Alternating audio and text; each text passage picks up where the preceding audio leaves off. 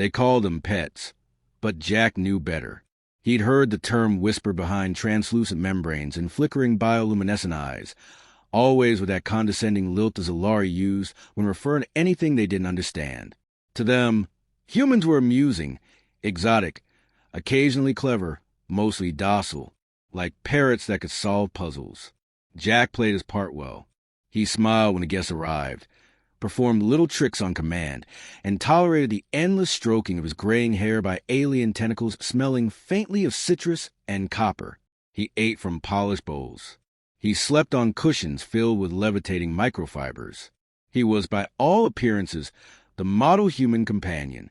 But behind his calm slate-blue eyes, Jack counted guards. He mapped exits. He watched, and he waited. Tonight, the drawing room buzzed with the simpering laughter of 36 dignitaries from across the Jaran sector. The host, Ambassador Telexra, a serpentine tower of scales and scent glands, swayed regally beneath the chandeliers, basking in the admiration of his collection. And this one, Telexra declared, sweeping an appendage toward Jack like unveiling a prize sculpture, is over 60 Earth cycles old. Remarkable longevity for such a carbon-based species, no? The crowd of aliens rippled with appreciation, sending the air with approval. Jack gave them a slow nod and a disarming smile. "I do yoga." They laughed, not understanding the joke, but assuming it was meant to be one. Across the room, another human crouched quietly beside a velvet perch. Mira, no more than 16, with haunted eyes and a tendency to flinch. She'd arrived only weeks ago, still new, still shaking at every loud noise. Telexra had proudly claimed she was rescued from a collapsed mining colony. Jack suspected something far less noble. The diplomat's juvenile offspring, a swollen, iridescent blob named Farakel, hovered near Mira, eyes twitching with malevolent curiosity. Jack didn't like the way the creature drifted. It had the energy of a bored rich kid and the restraint of a heat-seeking missile. "Play with me, skin thing," Farakel lisped, and before anyone could stop it, it jabbed a prodding spike into Myra's side. She yelped, scrambling backward. The crowd murmured, amused. Farakel wheeled on Jack. "Why does this one squeal so loud?" "Yours never squeals." Jack stepped forward, movements fluid but measured. "Because I'm trained, kid." Farakel blinked. "Train her then." "She's not a dog," Jack said, tone still light. "She's a person. Like me." "Your tone is sharp," Telexra interjected from across the room, his voice a dozen chimes blended with a hiss. "Careful, pet." Jack's smile didn't falter. "Of course, master." He walked back to his perch and sat, letting the room settle. The moment passed, or at least the aliens believed it had. But Jack saw Myra's hand trembling, saw the raw red welt on her ribs. He saw something else, too, the way every human in the room had gone very still. Hours later, the gathering thinned. The laughter dulled. The air thickened with digestion gases and farewell pheromones. Only Jack and Mira remained in the glass-walled chamber, framed by floating sculptures and the violet sky beyond. "You okay?" Jack asked quietly. Mira nodded, eyes on the floor. "I didn't cry. I wanted to, but I didn't." "That's good. You shouldn't give them what they want." He paused. "You remember the rules?" She looked up at him then. "Don't speak unless spoken to. Smile. Don't resist." Jack shook his head slowly. "No, Mira. I mean the real ones. Our rules." Her lips parted. She whispered, "Rule number 1? Jack leaned in, voice a murmur now. "Rule number 1, never let them think we're weak." Myra's eyes widened. "But I am weak." "No," Jack said, with steel behind the softness. "You're scared. There's a difference." A shadow moved beyond the transparent door. Another human, older, eyes dull. He nodded once at Jack, then vanished. The message was clear. Word was spreading. "You're planning something," Mira said, almost hopeful. Jack smiled, but it was a different kind now. Not warm, not performative. It was the kind of smile that belonged in war zones. "They like to laugh," he said. "They laugh at our size, our bodies, our past. They laugh when we fall. But they're going to learn something soon. Mira tilted her head. What? He met her gaze. That humans don't stay on leashes for long. Behind them, the room filled with the faint hum of containment fields resetting for the night. Automated lights dimmed to a sleepy blue. Outside, twin moons rose over the domed alien city like ghostly eyes. And in the hush, Mira asked, "What happens when they forget the rules?" Jack's smile didn't falter.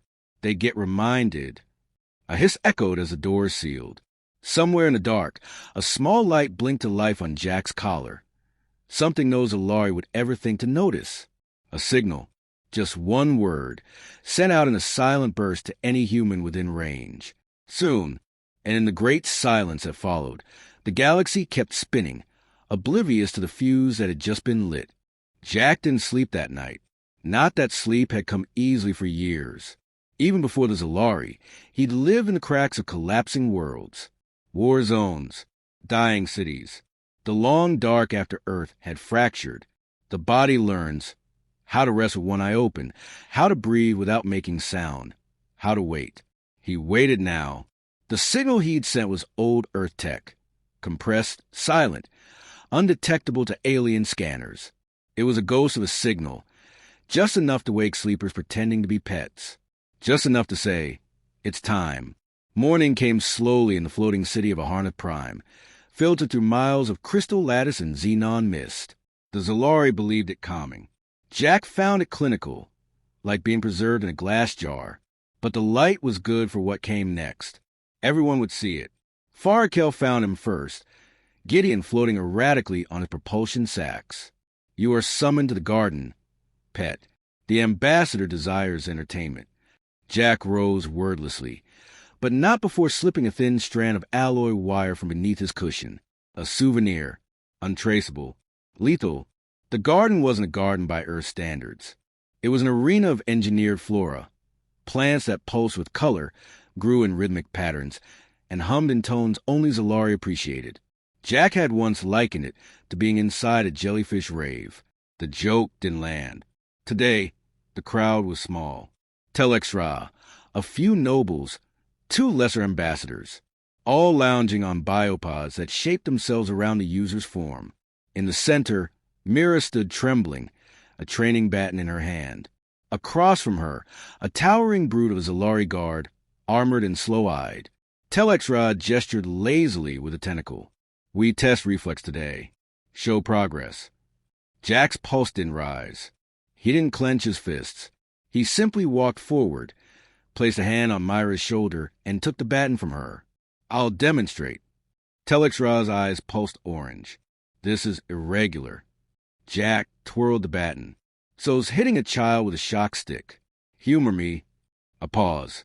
Then a wave of alien amusement rippled through the crowd. They approved. Violence from pets was novelty.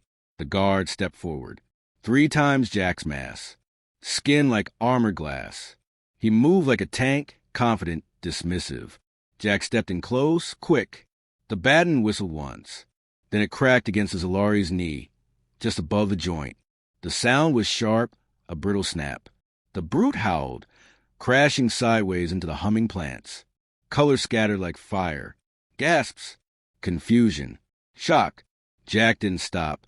He moved like water over broken stone. 3 steps, elbow to throat, baton into the crook of the second knee. The alien collapsed. Silence fell. The nobles stared. Not one reached for a weapon. No one knew what to do. Jack stood straight, baton in hand, not breathing hard. Demonstration over. Telexra's sense soured into alarm. What is this?" Jack met his gaze. "The part where you realized we were never yours." The alien lunged back. Guards. But the guards didn't come. Somewhere deep in the tower, systems had gone dark. Comms were dead. Lockdowns failed. Someone, many someones, had been very busy overnight. Elsewhere, across the tower, other humans were moving. Quietly, deliberately, in kitchens, in kennels, in polished rooms where they had played docile for years. Mira looked at Jack, eyes wide. "Did we just start it?" Jack nodded. "It started the moment they laid hands on us. We're just replying." A scream echoed far off, high-pitched alien. Then another, and another. Telex-Ra rose to his full height, furious and afraid. You would dare. You are nothing but pets. See, that's your mistake. Jack tossed the baton aside and stepped closer. You mistook manners for obedience, comfort for complacency. Behind him, more humans appeared, silent and dangerous. One carried a fusion torch. Another held a disruptor meant for mining. All repurposed, all aimed. Tell your friends, Jack said. Tell the council. Tell the galaxy. The humans remember. Remember what? Telex-Ra spat. Jack leaned close enough for the alien to smell the sweat and the blood on him. Rule number 1. The ambassador hesitated. Never corner human. Telex-Ra recoiled. Sirens began to whine across the city, a language of panic. Too late. From orbit, satellites blinked offline. Zalari ships went dark. Automated systems began to fail. Across Aharnath Prime and beyond, hidden human cells activated. They weren't soldiers. Not anymore. Just survivors. Survivors who'd adapted, learned, waited. The humans hadn't come to be owned. They'd come to infiltrate. Jack watched the sky turn red with warning lights. He watched as the Zalari crowd dissolved into screaming chaos. Mira stood beside him, still holding the discarded baton. What do we do now? He smiled again, calm and grim. Now, we remind them. She tilted her head. Of what? He nodded to Horizon, where the alien towers started to black out like falling dominoes.